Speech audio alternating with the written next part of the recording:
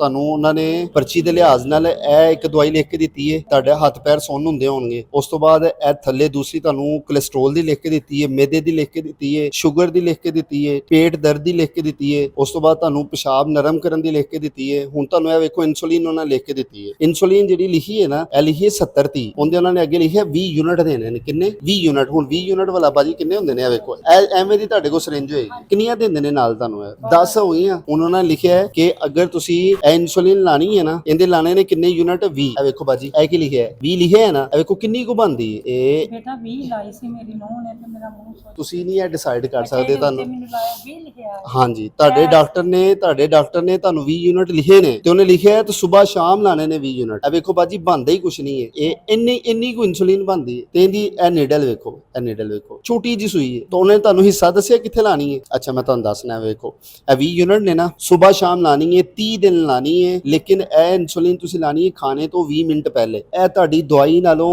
ਤੁਹਾਨੂੰ 100 ਦਰਜੇ ਫਾਇਦਾ ਦੇ। ਤੁਸੀਂ ਕਿਸੇ ਨੂੰ ਦਿੰਦੇ ਹੋ, ਡਰਨਾ ਨਹੀਂ। ਫਿਰ ਇਹਦਾ ਤੁਹਾਨੂੰ ਹੱਲ ਦੱਸਣਾ। ਤੁਸੀਂ ਅਗਰ ਇਨਸੂਲਿਨ ਲਾ ਲਈ ਹੈ ਨਾ, ਉਸ ਤੋਂ ਬਾਅਦ ਖਾਣਾ ਲਾਜ਼ਮੀ ਖਾਣਾ ਹੈ। ਅਗਰ ਉਹ ਨਾ ਤੁਸੀਂ ਇਨਸੂਲਿਨ ਲਾ ਕੇ ਤੇ ਬੈਈਓ ਤੇ ਮੇਰੀ ਸ਼ੂਗਰ ਘਟ ਜਾਏਗੀ, ਉਹ ਨਾ ਤੁਹਾਡੀ ਘਟ ਹੀ ਜਾਏ, ਹਾਈਪੋਗਲਾਈਸੀਮੀਆ ਹੋ ਜਾਂਦਾ। ਇਹਦੇ ਚੱਕਰ 'ਚ ਨਹੀਂ ਜਾਣਾ। ਇਹ ਜਦੋਂ ਲਾਣਾ ਟੀਕਾ, ਉਸ ਤੋਂ ਬਾਅਦ ਖਾਣਾ ਖਾਣਾ ਹੈ। ਇਹਦੀ ਰੂਟੀਨ ਬਣਾ ਲਓ, ਸਵੇਰ ਖਾਣੇ ਤੋਂ ਪਹਿਲੇ, ਰਾਤ ਖਾਣੇ ਤੋਂ ਪਹਿਲੇ। ਲੱਗੀ ਬਾਜੀ ਸਮਝ?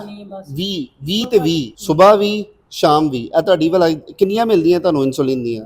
ਮਹੀਨਾ ਕੱਢ ਜਾਏਗਾ। ਪਰੇਸ਼ਾਨ ਨਹੀਂ ਹੋਣਾ। ਇਨਸੂਲਿਨ ਲਾਣਾ ਦਵਾਈ ਖਾਣ ਨਾਲੋਂ ਚੰਗਾ ਹੈ। ਜਿਹੜੀ ਜਿਸਮ 'ਚ ਚੀਜ਼ ਬਣਦੀ ਸੀ, ਰੁਕ ਗਈ ਹੈ, ਉਹ ਤੁਸੀਂ ਬਾਹਰੋਂ ਲਾ ਰਹੇ ਹੋ। ਨਾਲੇ ਆਪਣੀ ਖੁਰਾਕ ਚੰਗੀ ਕਰੋ, ਖੁਰਾਕ ਵਾਲੇ ਨੂੰ ਮਿਲੋ। ਵੇਖੋ ਨਾ, ਤੁਹਾਨੂੰ ਸਾਰੀ ਦਵਾਈਆਂ ਫ੍ਰੀ ਵੀ ਮਿਲਦੀਆਂ, ਅੱਛਾ ਵੀ ਹੈਗਾ। ਤੇ ਫਿਰ ਤੁਸੀਂ ਕਿਉਂ ਨਹੀਂ ਕਰਦੇ? ਦੱਸੋ। ਤੁਸੀਂ ਭਲਾ ਕਰਦੇ ਹੋ ਨਾ, ਲੇਕਿਨ ਆਪਣੇ ਤੇ ਇਸਤੇਮਾਲ ਕਰੋ।